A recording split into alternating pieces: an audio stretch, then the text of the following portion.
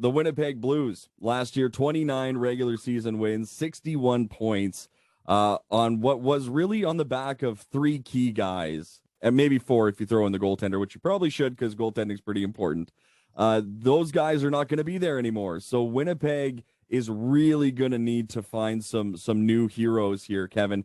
If there's a team that has the most question marks, it might end up being the Winnipeg Blues when it comes to trying to repeat that success they had last year.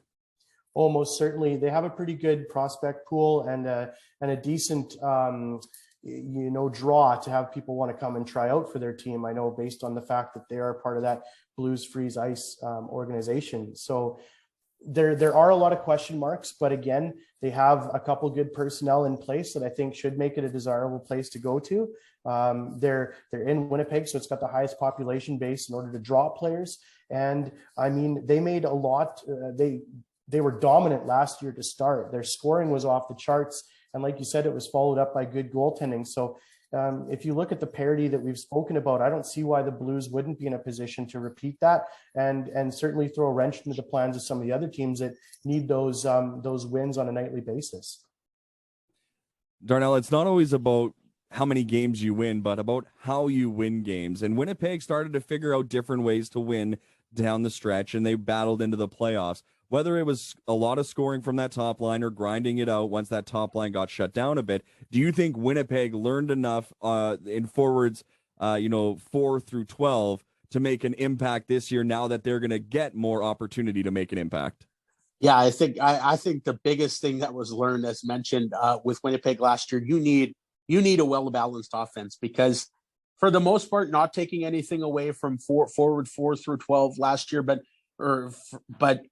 it was the top three that were leading them. There's no doubt about that. I mean, you look at Vanderhoof, Fox, and Foreman had 66, 62, and 58 points respectively. And I mean, Foreman had somewhat of a tough season because he missed a lot of play because of an injury. So his ceiling wasn't met just for the fact that he missed a lot of hockey. But they have to find a way more rounded roster. Goaltending is going to be interesting. I mean, you lose a guy, Dawson Green, who, in my opinion, was incredible last year. One of the biggest reasons they were in a spot that they were. Now, yes, at times he wasn't facing as many shots as some other goaltenders, but he was an elite goaltender. There's no taking anything away from him. But you still have Matthew Moreira.